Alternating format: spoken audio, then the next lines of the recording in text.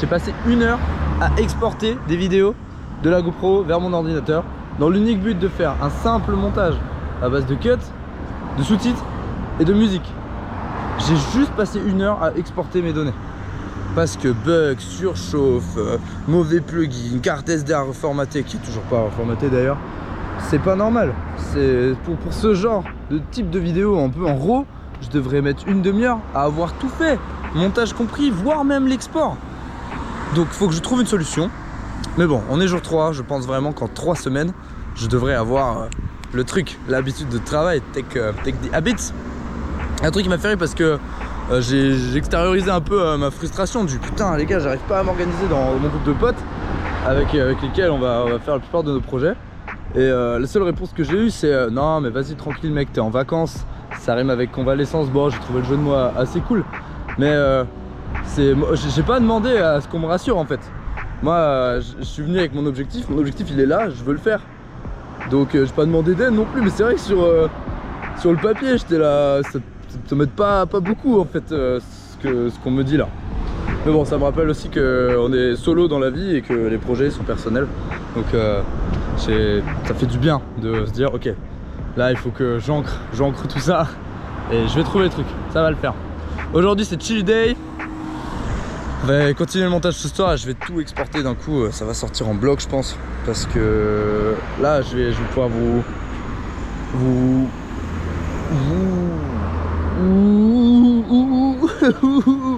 failli retomber dans le piège de mater des TikTok, mater des réels. Bon forcément on le fait un peu de temps en temps, mais en fait ici les bus ils se mettent vachement de temps à venir. Comme il a dit le mec hier, it's called plus tard en espagnol.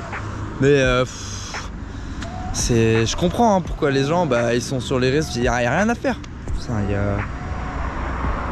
faut attendre là, ça fait déjà 10-15 minutes. Pareil, le bus il y a écrit 5 minutes sur le téléphone, mais prennent leur temps. Ce qui est ouf, c'est que quand t'es dans le bus, c'est go fast hein. On dirait ils ont une cargaison entière à livrer, je sais pas en surgelé ou quoi, mais sans chambre froide. Ça y va. Puis c'est en pente et tout, c'est fissa hein. On tape les ronds-points. Du coup le contraste il est assez drôle. Ah bah voilà, le bus arrive. Yes. Du coup 3e jour, on rencontre encore des Français. Et on a parlé ouvertement d'échanges culturels, de voyage, d'ouverture d'esprit. C'était hyper inspirant. Ça fait du bien de voir des personnes qui sont ouvertes, qui ont envie de parler. Et qui se disent justement, c'est ça la vie en fait. C'est de parler à des gens, pas être aigri quoi. Voyager pour s'ouvrir au monde et découvrir un peu toutes ces merveilles. Et c'est ce qu'on fait maintenant. On découvre les merveilles du monde là. Et ça c'est cool. Ouais. En vrai ce qui est assez ouf avec l'Espagne, c'est que le jour, tous les troquets ils ont l'air abandonnés. Et la nuit, tout s'ouvre, tout s'allume. Et qu'il y ait du monde ou pas, l'ambiance change du tout au tout. Ça me rappelle, il y a 1 ou 2 ans, j'étais à Benidorm pour les vacances d'été avec des copains du sud. Et la journée, la ville était vraiment, entre guillemets, morte. Et la nuit, second souffle, seconde vie. C'est assez marrant comme en fonction de la période de la journée ou même du mois. Mais ça peut brasser beaucoup plus de monde et d'intérêt quoi. C'est vraiment drôle je trouve. Regardez, c'est si vieux aussi, on n'est jamais ouvert. Petit tour des prix en supérette, 90 centimes en bord de plage, l'eau. Je pense que chez nous, vers Saint-Trope, c'est environ 2,53 balles. Je m'y connais pas en soirée, je suis pas un grand vadrouilleur. Parce que là en vrai, on dirait trop, je suis à l'aise et tout, je voyage tout le temps. C'est mon 2e voyage hein, en 25 ans. Donc c'est juste, voilà, c'est logique d'un vie, putain sympa. Bon, moi je suis américain, je dis que c'est mon 2e voyage, mais c'est mon 2e voyage en dehors du cadre scolaire. J'ai voyagé 2 fois sinon. 3. Ah 3. Là on est de nouveau à côté de l'office de tourisme, avant d'aller à la plage. Et il y a Rihanna qui chante. C'est pas la vraie Rihanna hein. Enfin je crois pas. Mais en tout cas il y a un petit concert là. On va tranquillou se baigner, en sortant les bonnes grillades de poissons là, en écoutant de la musique. Ça c'est pas un rêve. Je pense vraiment ce qui me bute le plus c'est que on est en Espagne et c'est une fête américaine.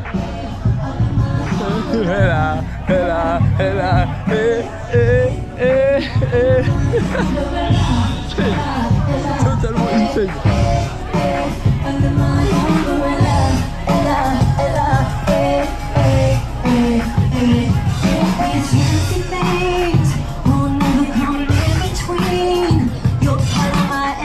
eternity, if for infinity. When the world has took its part, when the world Totalement crazy. What the fuck? Y'a personne. Là, ils sont où les gens là? C'est donc gratuit ici là. Ah, on va se poser là. Hein. Ça va être très bien. Il y a des pigeons espagnols.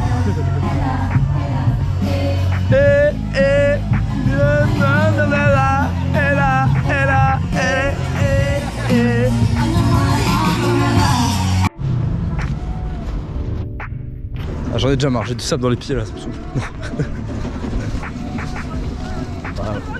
On est la plage, hein, comment dire. Personne, ça me bute qu'il y ait si peu de monde. Vraiment, c'est horrible.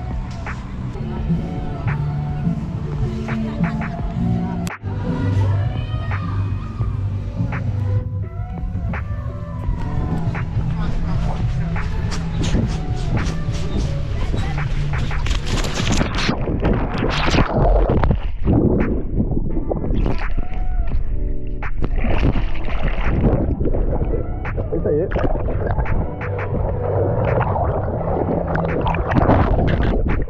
Alors on voit bien sous l'eau. Oh mais méduse. Waouh. Eh ben, on va bien y penser. Les délires de la vie sont simples, hein. Enfin, se poser dans la mer, c'est quand même juste poser dans une énorme baignoire quoi. Avec un peu de faune quand même dedans. C'est ouf que autant de gens aiment ça. C'est genre juste de l'eau quoi. Mais bon, l'humain est simple. Je suis simple. Oh là là, mais il est sale cet objectif. Ah. Bon, j'ai pas filmé grand chose parce que j'avais la flemme, c'était dans le sac là. On a quitté la plage, je suis devant un carrefour. J'attends ma mère, elle fait des courses pour faire des gâteaux pour remercier notre hôte. Qu'est-ce que je peux vous raconter? J'ai pas pensé à le filmer, mais heureusement ma mère l'a fait, comme ça vous avez du visuel. Ouh, j'ai grimpé un cocotier parce qu'il y avait un cerf-volant accroché en haut. Et vas-y, team anti-pollution, j'étais là, bah je vais monter, voir si j'arrive à monter un cocotier. Et pour le décrocher. Et en fait j'ai le seum parce que je me suis écorché en montant. C'est un arbre, enfin, ça pique quand même hein, les cocotiers quoi. Et j'en ai un peu sur les biceps aussi et sur les yep. Et en fait il y a les safeguards, les maîtres nageuses là, ils ont sifflé en mode faut descendre. Et quand je l'avais du bout des doigts, en mode, j'ai commencé à le tirer, elle a resifflé. Et ça m'a fait un peu stresser. Et du coup je suis redescendu, il y avait encore le cerf-volant accroché. J'ai l'impression de m'être blessé pour rien, tu sais, j'ai un peu le seum. Mais gardons le positif, j'arrive à grimper un cocotier.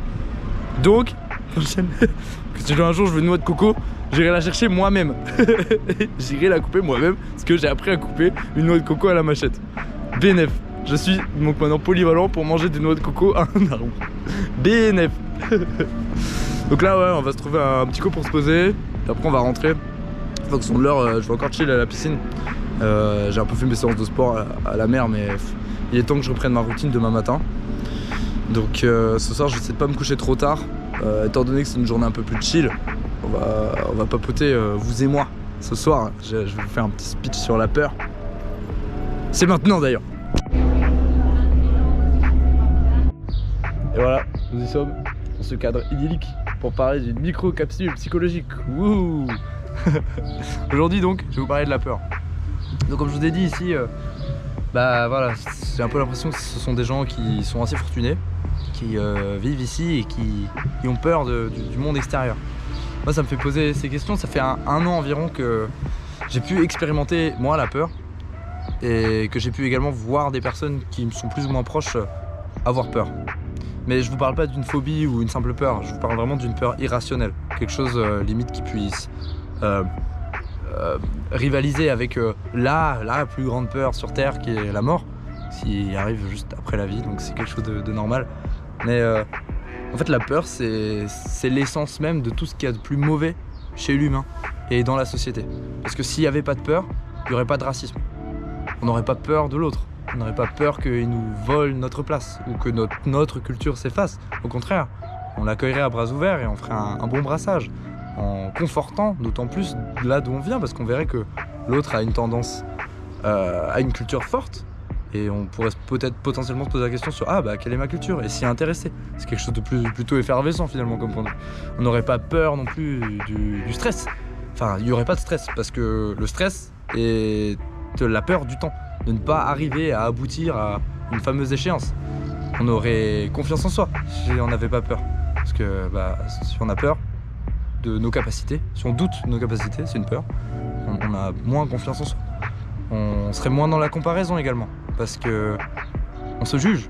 On a peur d'être moins bien par rapport aux autres, donc d'être moins bien vu. Tout est dû à la peur. La négativité, la violence, la tristesse, la peur de perdre. C'est vraiment le point névralgique, le point d'entrée, selon moi, de tout ce qu'il y a de plus néfaste. Et là, je m'en suis vraiment rendu compte, je me suis repris une petite clacasse sur la peur quand j'ai vu notre hôte, que je remercie de nous avoir accueillis, mais terrorisé. Quand hier on est rentré sous les coups de 1h30, alors que juste on était en train de chiller un max avec les locaux, et manger, rigoler, marcher, lui il s'est fait un sang d'encre. Il faut quand même savoir que le cancer est une dégénérescence cellulaire qui est souvent impliquée à cause du stress et donc de la peur. Notre cerveau est capable de tellement de choses, somatologique et psychosomatologique, c'est avéré, c'est scientifique. Ma capsule. Nem. Oh, tombe par terre. Mais voilà, c'était une micro-capsule que j'avais envie de vous partager. J'ai réfléchi à la question depuis quelques mois, quelques années, depuis que j'ai trouvé ma voie maintenant. Je sais qu'avant je courais après le temps parce que j'avais l'impression de perdre mes années. J'ai beaucoup joué à des jeux vidéo et j'en garde un bon souvenir, mais c'est vrai que ça n'a rien été de très productif, on va dire. Or, maintenant que j'ai trouvé ma voie, j'ai pas peur. Je suis pas en mode j'ai gâché du temps, j'aurais dû faire ça mieux, plus vite, plus fort. Je suis dans mon jus, je suis dans ma veine. Et ça c'est parce que j'ai pas peur de demain. On verra ce que demain me réserve. Là, je suis 3 semaines en vacances. J'ai quand même amené du stuff parce que j'ai envie de bosser, je vais faire mes vidéos, etc. J'ai pas peur. J'ai pas peur. Je suis confiant dans la vie en fait, parce que tout travail mérite salaire. Faut tryhard. Quand on veut quelque chose, on le fait. Sinon, si quelqu'un d'autre le fait pour nous, on n'a aucun mérite. Mais bon, ça sera l'objet d'une autre capsule. J'espère que ce Day 3 Chill Day vous aura plu. Petite capsule également, c'est du contenu que j'avais envie de partager sur ma chaîne. Entre le sport, là du coup c'est un peu vlog voyage quoi. Et voilà, c'est une partie de moi quoi. C'est Phil POV quoi. En fait le nom il est hyper parlant, hein. C'est mon point de vue. Donc je fais ce que je veux quoi. Bref, merci de m'avoir écouté. J'espère que ça vous aura peut-être servi ce que j'ai dit ou que ça ouvrira le débat. Mais n'hésitez pas surtout parce que c'est un poison qui se transmet en fait. Quand quelqu'un a peur pour nous, il va être stressé pour nous et il va nous inculquer des mécanismes de stress qui sont inutiles en fait. On réfléchit bien mieux avec les idées claires, en gardant son sang-froid qu'en ayant peur. La peur, ça peut servir juste pour avoir une montée d'adrénaline quoi, mais dans ce cas-là, c'est quand un chien nous court après. Mais c'est quasi inutile d'avoir peur au quotidien, surtout avec les gens. Les gens ne nous veulent pas de mal. Et s'ils nous veulent du mal, il suffit de discuter avec eux et d'essayer de comprendre le mal-être. Maintenant, bon, s'il a un gun en face de toi, bon, faut pas non plus jouer au cow-boy. Hein. Faut essayer de survivre quand même. Pour donner ce qu'il y a de meilleur. Donner ce que nous avons de meilleur aux autres. Voilà ce qu'on peut faire sur Terre, selon moi. Bon, c'était Phil. Je vous souhaite une très bonne soirée. Et je vous dis à demain. Ciao, ciao.